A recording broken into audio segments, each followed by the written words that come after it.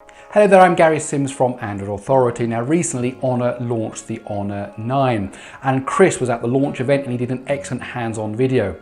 However, now I've had the device for a number of days and I've been testing it out, so here is my full review of the Honor 9.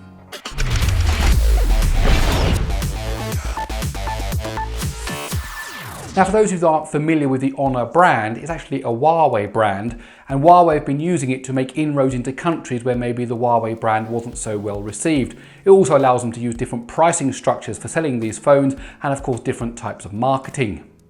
Now the Honor 9 of course is the follow-up to the Honor 8, however on the insides it's actually very similar to this year's Huawei P10 and to the Mate 9. Now looking at the outside, what you have is this dual glass design, very similar to the Honor 8 in many ways, with this special reflective design that Huawei have worked into the back with kind of micro etching to give you these interesting reflections. Now both sheets of glass then fold down to meet to the sandblasted metal frame. Now the biggest difference on the design wise from the Honor 8 to the Honor 9 is that now the fingerprint reader has been moved from the back to the front at the bottom, where it also doubles up as a home button, very similar to the Huawei P10. Now looking around the rest of the device, on the right hand side you have the volume rocker followed by the power key. On the left hand side you have the SIM tray, which can take 2 SIMs or alternatively 1 SIM and an SD card. Then on the bottom you have the single speaker, the 3.5mm headphone jack and a USB Type-C charging port. And up at the top you have an IR blaster and an additional microphone. And flipping its phone over onto the back here, you'll see this very reflective surface that gives these unique reflective patterns, but the real star of the show here is the dual lens camera setup. Now these aren't the Leica lenses that you find on the back of the P10 or the Mate 9, however Honor are using a very sophisticated dual camera setup here. Now one thing worth mentioning about the build materials is it can be quite slippery. If you put it on a flat surface and you try to kind of tap on a keyboard, the phone will slide about on the table a bit and it can actually be quite slippery in your hand. Now if you're gripping the phone on that sand blasted metal frame, it's not a problem, but if you're relying more on the glass on the back, it can be a little bit slippery. And in fact, Honor have included a plastic bumper case in the packet in case you are worried about that. Now down at the bottom of the bezel you'll find this home key stroke fingerprint reader. It's not a physical button, you don't press it, you're just tapping on it will do the same as pressing on a home key on other devices. And then flanked left and right of that of course are the recent apps and the back button.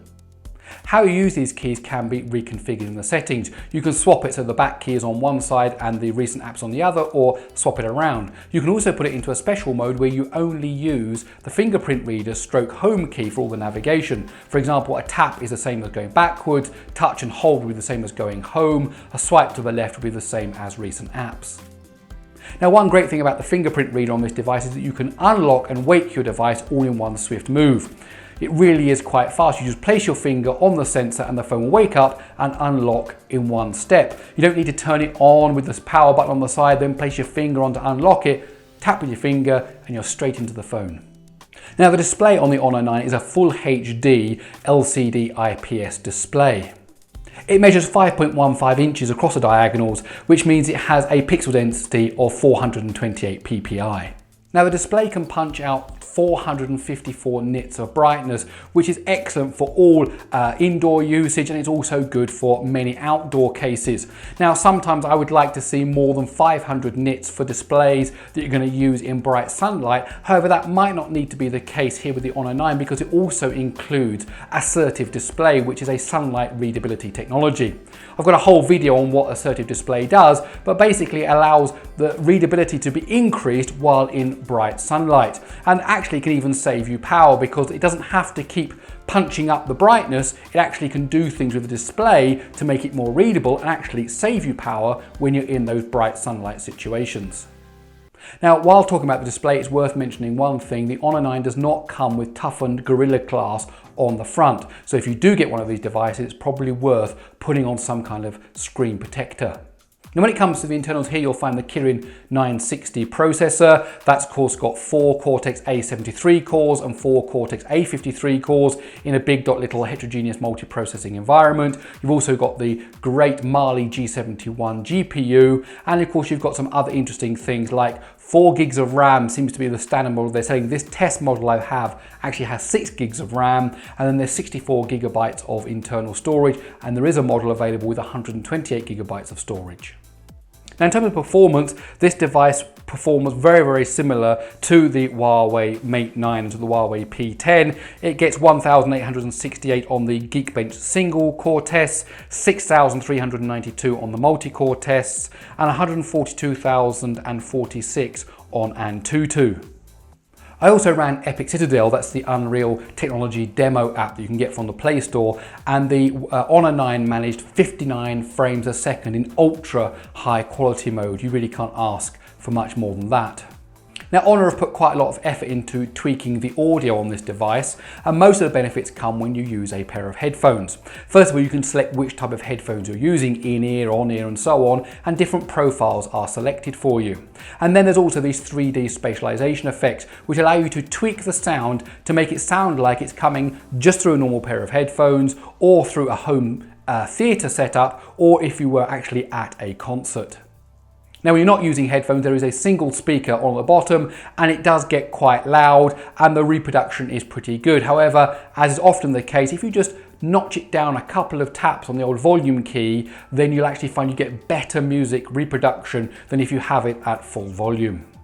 And as for the battery, there's a 3,200 milliamp hour battery, including the Honor 9, which is a good size battery. And my testing has shown that if you're doing a mix of different types of workloads, you're on the phone, you're checking the internet, you're watching some movies, you're playing a bit of games, and you can get about 5 hours of on-screen time every day.